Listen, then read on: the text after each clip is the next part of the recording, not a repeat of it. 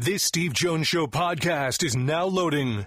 The Steve Jones Show podcast is presented by Sunbury Motor Company, Purdy Insurance, Brewers Outlet, and NIL Game Changers.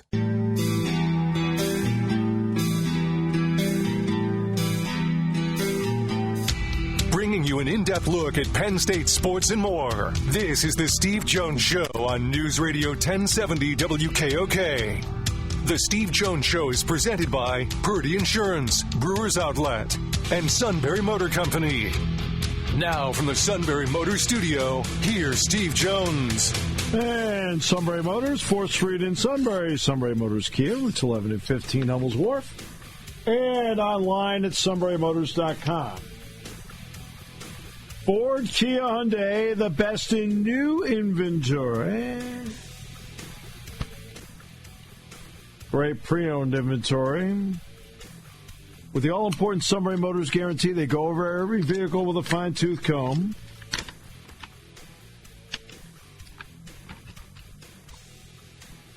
And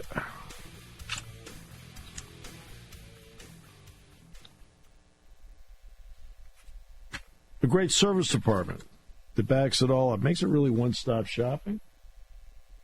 Because between quick lane, inspections, routine, difficult, they handle it all at Sunbury Motors, 4th Street in Sunbury, Sunbury Motors Kia.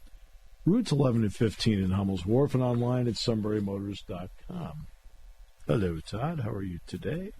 I am doing well. Got Good. the wife's car in the quick lane today, in fact. Oh, well done. Outstanding. See? Right on cue. I know. Nailed it. Huh? Boy. You can tell everybody how great it is. Exactly. Basketball opener, by the way, is tonight with Binghamton. And then UVMC is here on Friday. And the interesting part about that is that Jim Ferry, who, in my opinion, did a terrific job as the interim head coach during the COVID year. We'll bring his team back here on Friday night. Right, people don't want to talk about that right now. They do want to talk about football. All right, so bottom line is you got to find 6 yards. You got to find 6 yards. 3 yards at the end of the first half, where Igbenogson, by the way, makes a great play. Let's give credit where credit's due. And 3 yards in the fourth quarter. You got to be able to find it. Okay. And there are other differences in the game. That happen to be a couple of them right there.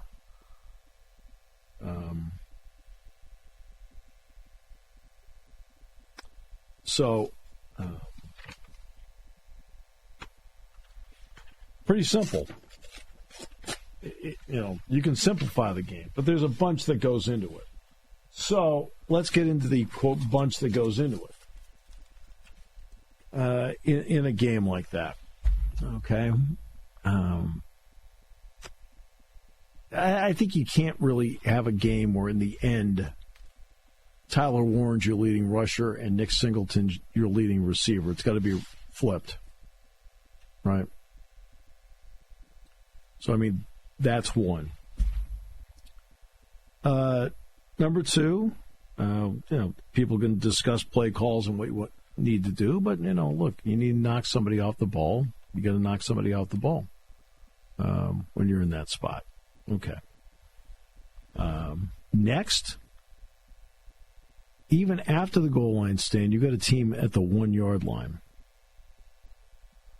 And when they ran the quarterback sneak and got out to the 5, I looked over at Jack like, oh, that is not good, because that's number one, that's the exact play I expected. That's the play I expected, Todd. I expected them to run a quarterback sneak there. I mean, you can't risk getting a safety. You get a safety, now it's 20-15. Now you got to, kick the ball away on a free kick from the 20-yard line. Now the door's open. That just a 6-point play, just a touchdown puts you in front. You don't even need the extra point. But when they ran that and then boom, and they pounded out,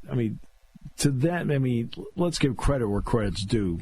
That was a championship type of drive that Ohio State put together there and ran out the last 4.5 to 5 minutes. I mean, credit where credit's due on a play like that. I thought Drew played well in the game. And overall, those two teams, two heavyweights, went toe-to-toe.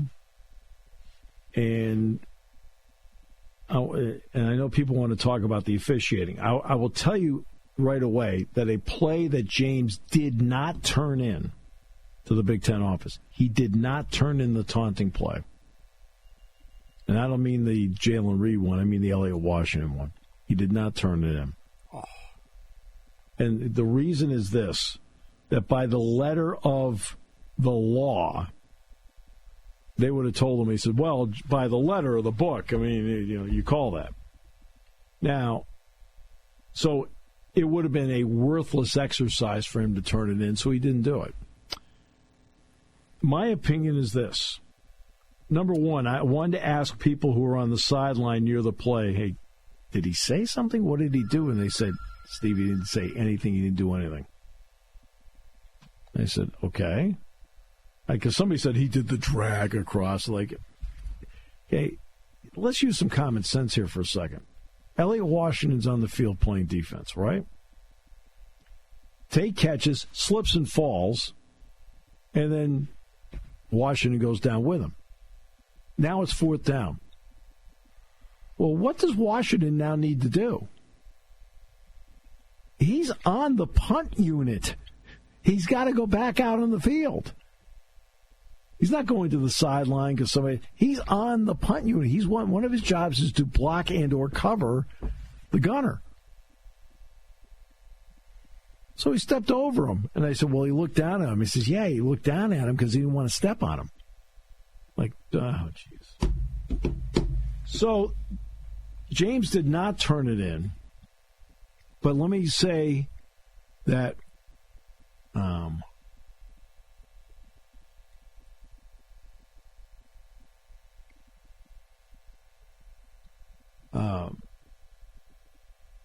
that it is a feel for the game call. That if you have a feel for the game, you don't call that. The official who made the call did not have a feel for the game. Like, just did not. In any way, shape, or form. 0. Sorry. Yeah. That's just the bottom line. Technically, by the rule, is it correct? Yeah, well, how many games do we watch during the course of the week where we see the same thing and nothing's called? I mean, I'm telling you, you know the best way to officiate that play? You want to know the best way to officiate that play? Just walk over to him and say, hey, look, careful, don't do that again. Just like when guys line up, at receivers, the officials want you to look at them and say, hey, look, yeah, you're fine, you're on, you're off. They want that communication. Well, the communication goes both ways. Right? Hey, careful. Right? Instead, he just threw the flag. Like, oh, what are you doing here? And see, that's the issue I have with it. It was the lack of feel for the game that really bothered me on that play. Because feel for the game says you don't make that call there. You don't.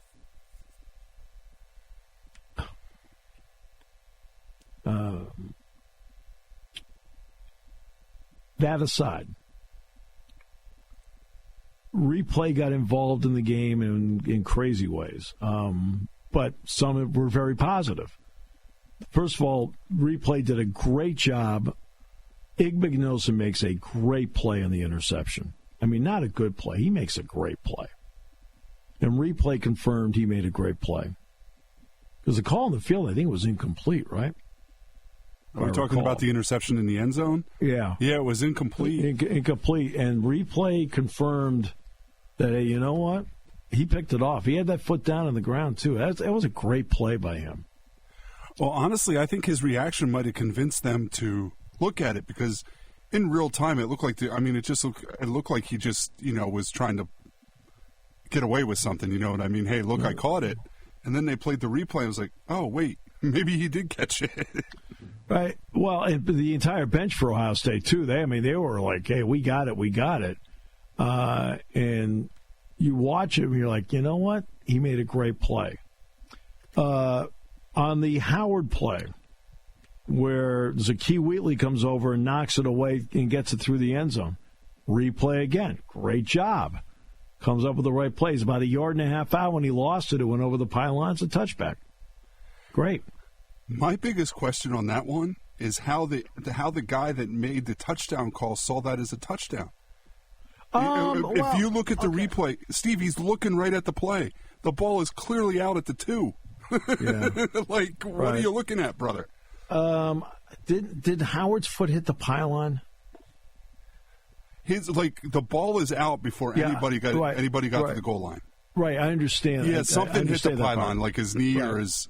And sometimes that becomes a judgment for them when they're looking at it like that. I mean, that. I think I'll give them the benefit of the doubt. Replay, though, was able to back up that it was a touchback, and so I don't have problems with calls in the field, Todd. When you have the ability to correct it, that's fine. It's a bang bang thing, and I get it. I feel like if I can tell right away, on the TV screen exactly what the call should be, then somebody standing 3 inches away from it ought to be able to get it right. Right. But again, I don't have a problem. No, they got it right eventually. They got it right. Yeah. So, right. The Wallace catch, or lack thereof, it's called a catch on the field. I can't tell, Todd, at all.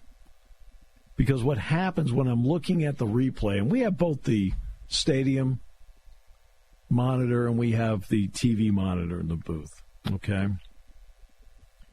And I always felt like the best view of it was from the field level from the end zone.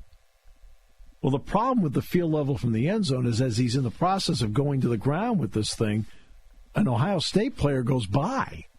And I couldn't tell. And they must have seen something that I couldn't see because it was called a catch. And they must have seen the ball hit the ground. But I couldn't see it. So it's like I can't really make a judgment on that. Well, I do know watching on TV that Mike Pereira thought that there wasn't enough evidence to overturn it. And then they kind of discussed that they have no idea why they overturned it because according to them, they had all the same views that the replay official did. Okay. And I don't know how I'm not sure if he caught it or not, but I don't know how you could be telling the replays, how you could be sure. So, again, when I'm looking at it, you're looking at this view. It's always like the end zone view, because the other ones I couldn't tell. And I thought, well, this will be the one. And then watching it, and an Ohio State player goes running by, and you're like, okay, I can't see the ball. No, and you never saw the ball at the end of the front view either because it goes back underneath his body. Right. So, right. But that was like my viewpoint of, I thought it might be stands is called because I just couldn't tell. Because, again, when the Ohio State player goes running by, I'm like, okay, now I've lost the ball. That's me. Now, the Judkins fumble, that's a fumble. Sorry, but that is a fumble. He catches it, and he's got it. And now with his left foot, he plants it and starts to cut and turn upfield, and he got hit. I think their reasoning is he doesn't complete the cut, so he never completed a football move. I'm not agreeing. I'm just... Yeah, I looked at that and went, what the heck? Right. He caught it. I'm done. I'm not even remotely juggling it. Now I'm turning upfield to run. Right? I've got my foot down. I turn, and I turn into a helmet, and it's a fumble. Okay, and remember, what's the call on the field? Fumble. The call on the field is a fumble, which means you have to have indisputable video evidence to overturn it. I'm like, I don't know. Now, let's give credit where credit's due to what Ohio State did. I'm going to start with something very simple. You have this awesome crowd of 111,030, a record crowd. Okay? You got your left guard playing left tackle. What didn't Ohio State do the entire afternoon? Jump. No. Not one time did they flinch. Zero. Never flinched. Never even came close to a false start. Not even close. And that is credit where credit's due. Credit's due is that touchdown drive they got where Ibuka caught the ball to make it 10-7. Good throw by Howard. Really well done. That really steadied the Ohio State ship. No getting around it. All right. And then when they got to the lead, they played with the lead. All right. And that drive at the end, to drain the clock, never giving Penn State a chance to get the ball back so they could tie or win it. You got to give credit where credit's due to these guys. For Penn State, they're 6 yards away from winning it 27-20. 6 yards. Three at the end of the first half, and 3 in the fourth quarter. Well, in games like that, it's all those little things that add up. To be honest, the most expensive roster in college football. Yeah, right. No, it is. But you got to play them. You got to beat them. Oh yeah, no doubt. The expectation was to go out there, play it, and win it. And Penn State did enough things in that game that put themselves in a position to win the game.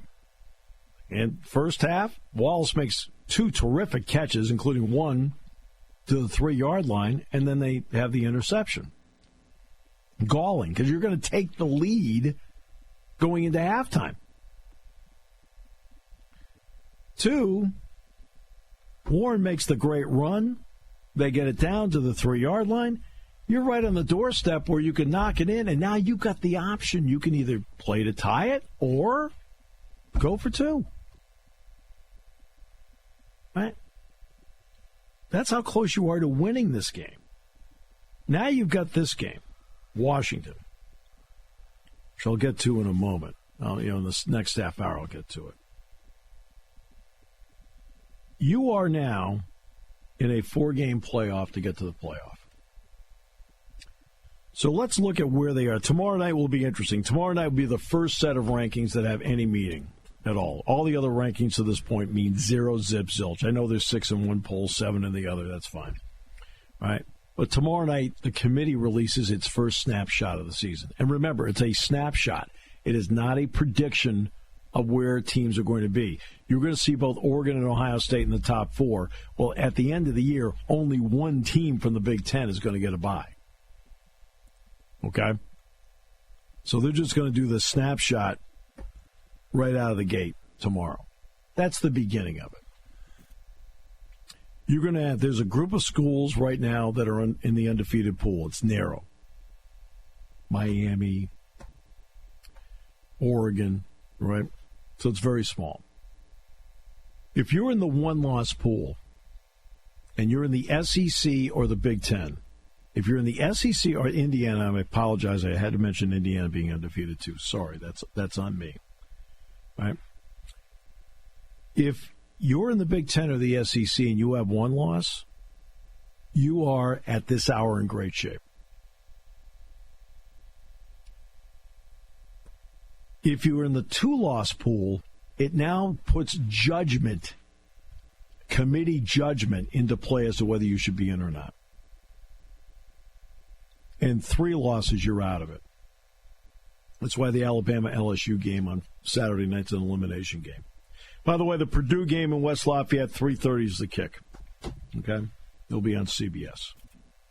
This game is 8 o'clock on Peacock. Are you kidding me? I was going to say, so what you're telling me is Brad doesn't get to do the whiteout, but he has to go to West Lafayette for Purdue and Penn State? The pay scale is the same. Well, that's true. That might be pulling rank somehow, though. We'll come back with more in a moment. Brought to you by Sunbury Motors here on News Radio 1070 WKOK. Party time, game time, or just fun time. Doesn't matter what time it is because it's Brewers Outlet time. The Beverage Supermarket has the area's largest beer selection. Imports, microbrews, ciders, and domestics. Pick from over 100 ice-cold 12-packs and dozens of 24-ounce singles. Soda, snacks, hot sauces, fresh roasted peanuts. Make it one-stop party shopping, and don't forget the pickle bar. So whatever you're celebrating or just doing it up, Brewers Outlet, Reagan Street, Sunbury wants to see you. And thank you for your years of patronage.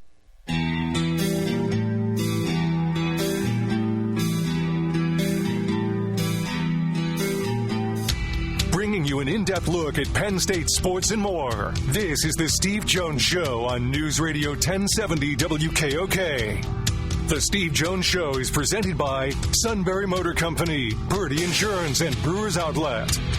Now, from the Sunbury Motor Studio, here's Steve Jones. And this half hour brought to you by Purdy Insurance, Market Street in Sunbury. Go to purdyinsurance.com.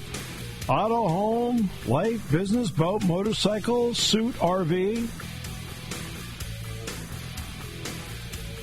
Maybe not suit insurance. But doesn't the Valley feel like they need that? I don't know. This last 6 weeks, he's kind of been incognito. I think they think they're safe. But he'll be back. I'd like to point out the last 6 weeks have brought with them two key words: inner peace. That will be broken tomorrow when Macatrillo's on the show, who's been teaching his sons to cover first base all week.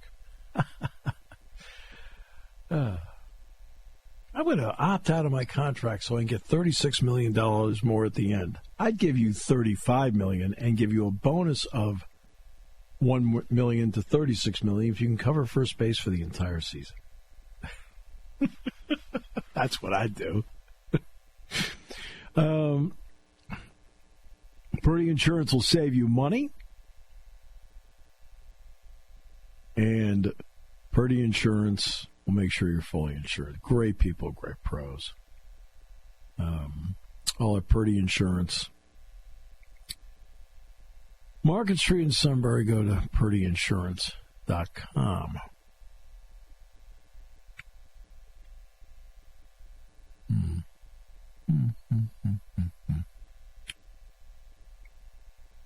Washington wants me on their pregame show. They want to record it. I'm going to think about this. I'm going to do it. It's just the times that they put out there make me think. You have the suit fill in. He could do that. God, what's wrong with the Penn State guy? He's a different octave than you. I think that would give it away. I'm telling you, this Peacock thing where streaming bothers me. What are you laughing at? What are you laughing at? Well, because I can only imagine that and him saying that, so. Streaming. The thing is you'd have to agree with him. Well, it bothers me. I know. I've done this 1,000 times, so for a couple yah-yahs, we'll make it 1,001, okay? And so here we go.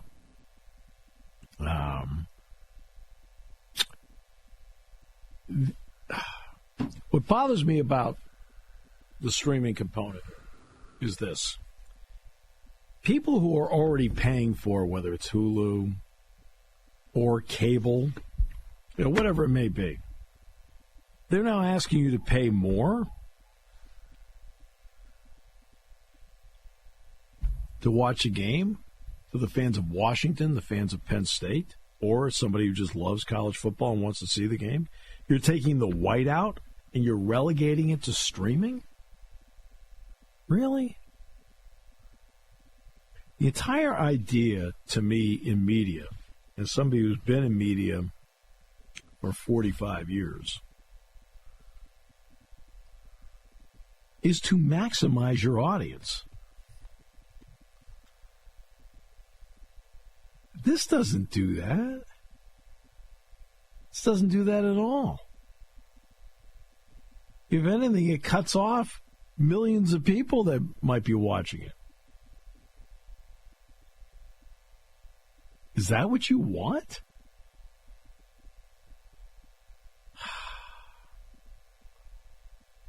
I don't know. It's a bothersome part to me that they would do this. I expected it would either be CBS, and I expected it to be, if not CBS, then Fox or Fox Sports 1 at 8. I never expected Peacock. Never. When it came down, I was like, what the heck are they doing here? I wonder if it's partially, the largest alumni fan base in the country, get more subscriptions. I'm sure that's what they're thinking, but. Well, NBC can't do the game because they're already committed to Notre Dame, Florida State. That game was put in prime time months ago. Which they regret now, probably. Yeah, it's still Notre Dame. Right.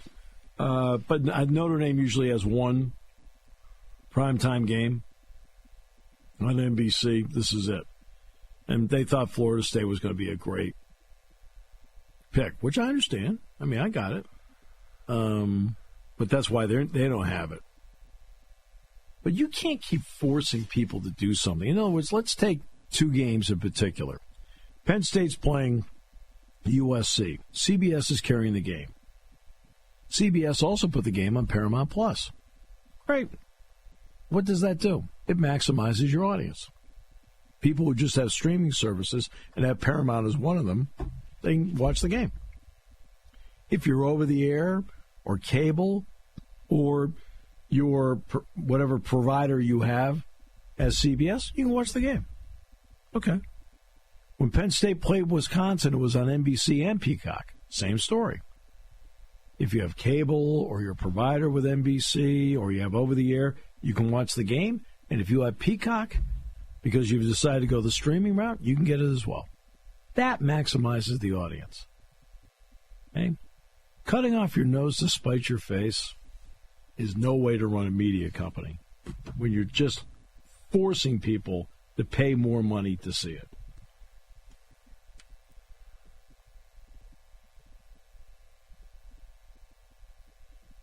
I mean, that's just, that's my opinion.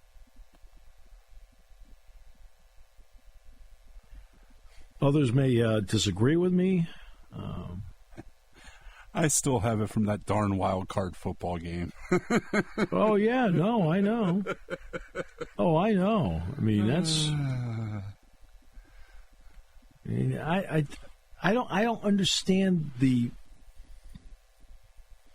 prevailing wisdom over it. I think that, and here's one of the issues, too, when it comes to streaming, just from a business model, it's losing tens of millions of dollars for networks.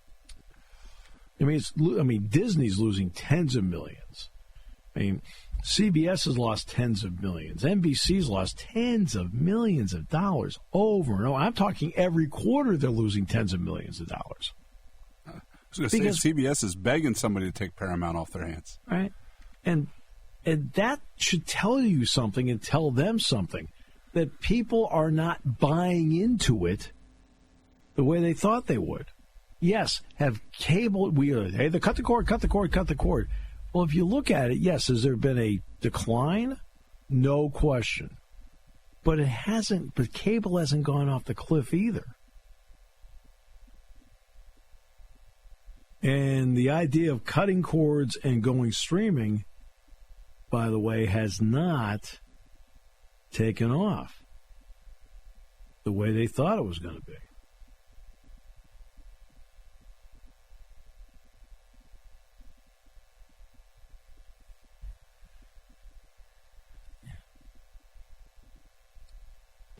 Okay.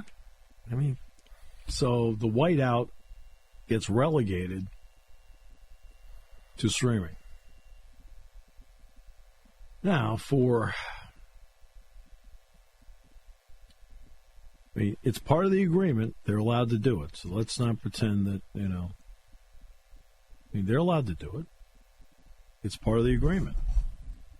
But that doesn't mean it doesn't mean I think it's fair to the fans that can't make the game for whatever reason. I don't think it's fair. You know? And by the way, if you want to watch it because you can't make it to the game, you have to buy it.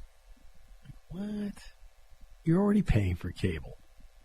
You're already paying for your whatever your provider service happens to be. Right? You're already paying. Now you got to pay more? Yeah. I got a real issue with it. Just don't think it's fair to the fans who are the only reason that you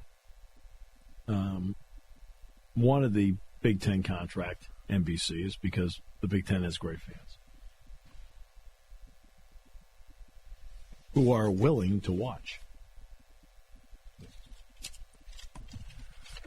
Ah, well. So I've had my rant. We're done. I thought it was a focused and not out of control rant. I give it an A. Yeah. But I'm fighting for the fans here. I mean, because I'm at the game no matter what. It doesn't matter to me. And let's face it, no offense to Peacock, but the radio audience is going to go up. Right? It is. I mean, let's pretend like for radio, for us on radio, it's like, oh yeah, it's a positive for us, but that's not how I look at things. Right? You'll listen to us whether you want to or not. People turn down the sound to do it with us all the time. We got that. We understand that. But I want people to be able to see it and not have to keep shelling out money. Now, there's some people, for example, that got Peacock for the Olympics and then forgot to take it off their cable. Yeah.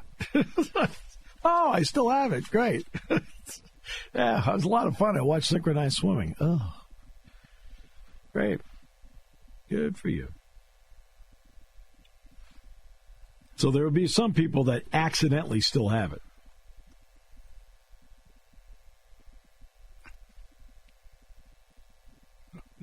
Or again, somebody didn't cancel it from the wild card game. Yeah, you may have. You know what? You may have some people like that as well. That finally are sitting back going, "Oh, you know what? Son of a gun, I do still have that, don't I?" Like, oh, great. Yeah, and then somebody will put out a press release. Oh, and you look at and every time you look at it, there's zero perspective. That was always my favorite. Remember I told you about the wild card game between Kansas City and Miami? I said they'll put out a press release saying it's a record number. I said, and what you and I are going to do is we're going to take the number of the other games and figure out how many people didn't stream. They ended up with 60 million for the NFC or the AFC Championship game, 55 million, something like that. Yeah, but what I decided to do is to take the other games in that round. Well, if you take the other games and the average of the games in that round, they shut out between 16 and 19 million viewers. How about that? Makes perfect sense. Yeah, in other words, I will.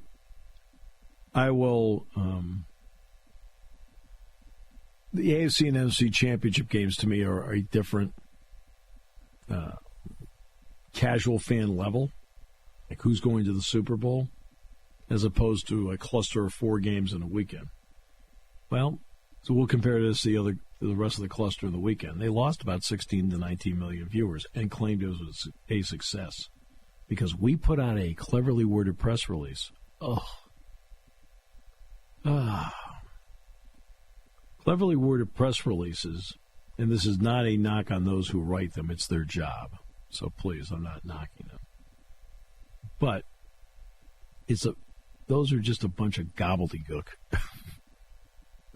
If you have half a brain, you sit down and go, oh, wait.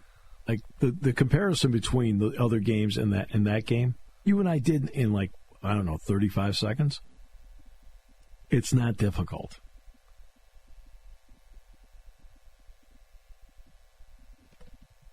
It's not difficult.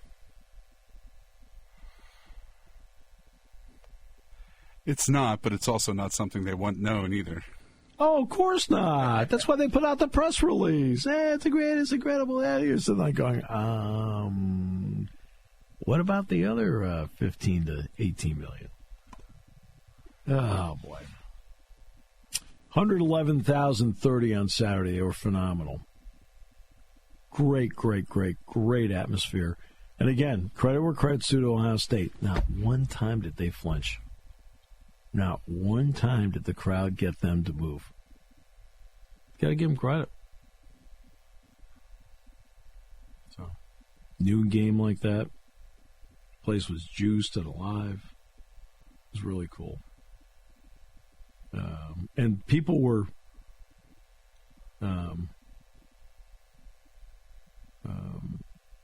in their seats at kickoff. That place was not still filling up at kickoff. Very, very impressed by that. Now you got the white out. So, here we go. Kurt Herbstreit had a very cool picture on X when he flew out to go to he went to Florida Georgia, right? Yes, he did, down in Jacksonville. Of a overhead shot of they flew over Beaver Stadium, and one, it was a great shot, and two, you could tell it was packed. Yeah, it was.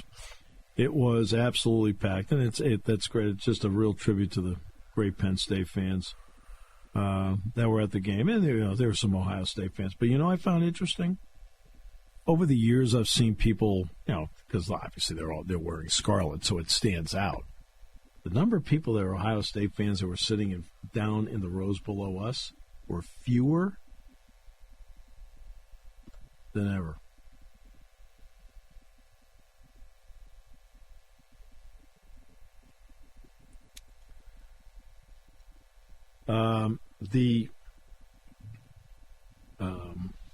But again, it was not a be-all, end-all game.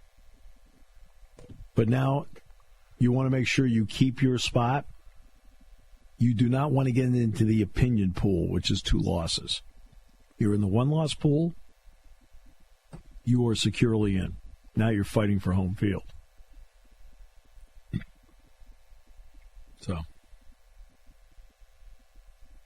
So you got to start with Washington, which is a very good team. Rodgers is a good quarterback. They played great at home. I mean, they have not lost a game at home. Very good quarterback. Coleman is Jack and I have, for weeks now, been talking about Coleman. This guy runs hard. This guy he means business. He's a good player. I think Boston's a really good wideout. I think Latu, the tight end's very good. And watch Bruner on defense. 42. Oh, what a player. He's the latest in a long line of Bruners to play at Washington. He really is good.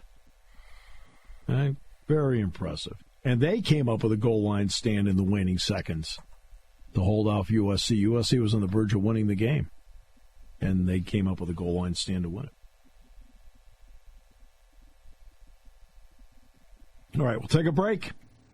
Come back, more in a moment, here on News Radio 1070 WKOK, brought to you by Purdy Insurance. When car repairs get difficult. Well, I just don't know. Me neither. We get good. Sunbury Motors. More than quality new and used cars, Sunbury Motors specializes in complicated auto repair diagnosis. They can handle intricate repairs and even complete auto body with service open Monday through Friday, 7 till 4. And Sunbury Motors has made simple repairs easy. Maintaining your vehicle is necessary. Finding the time to do it is difficult. Welcome to Sunbury Motors Quick Lane. Just walk in or call ahead. Relax in their remodeled waiting room with Wi-Fi, beverages, and snacks. While Sunbury Motors factory-trained techs take care of your oil change, tire alignments, brakes, and inspections. Quick Lane, 6:30 to 6, Monday through Friday, Saturday, 6:30 till 2. Sunbury Motors, Ford and Hyundai, North 4th Street, Sunbury. And Sunbury Motors Kia, routes 11 and 15 in Hummel's Wharf. We take the out of auto repair. Hi, this is Season. For over 100 years, the Purdy Insurance Agency has been protecting families and businesses of the greater Susquehanna Valley and beyond. With the experience of our trained and knowledgeable staff, you can rest assured that your needs will be evaluated and met by some of the industry's best representatives. No matter what your insurance needs are, call Purdy Insurance today at 570-286-5855 Visit our website at purdyinsurance.com or check us out on Facebook to see what we can do for you.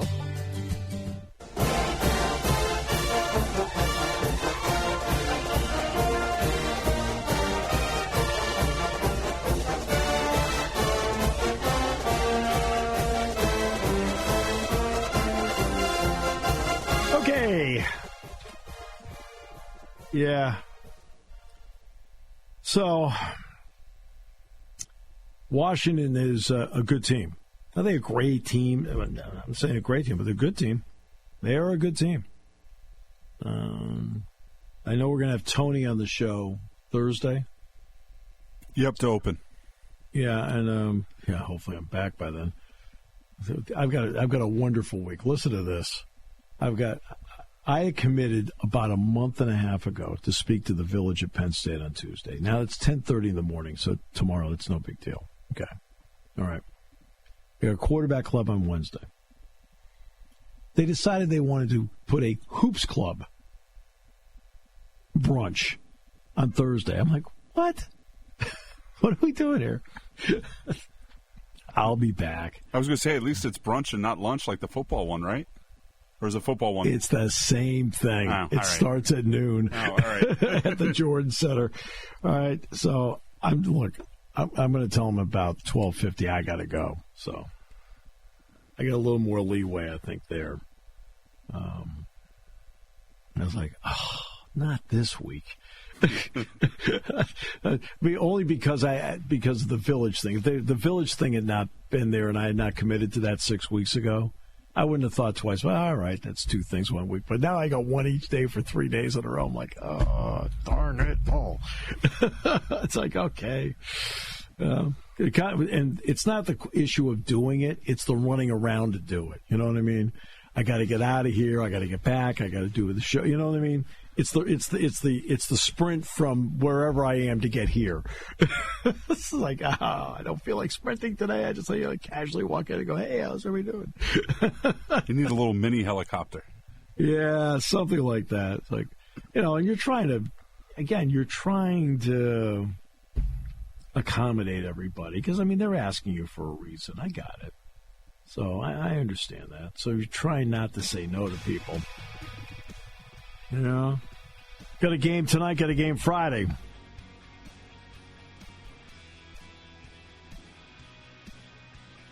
Then I got football on Saturday.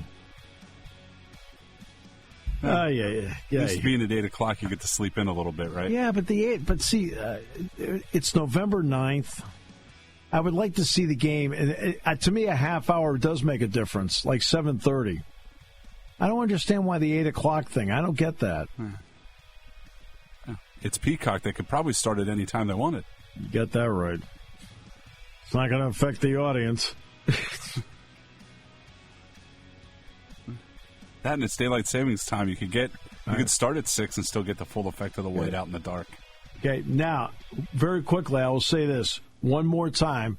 James did not turn in the taunting call to the Big Ten. He said it would not have been worth doing.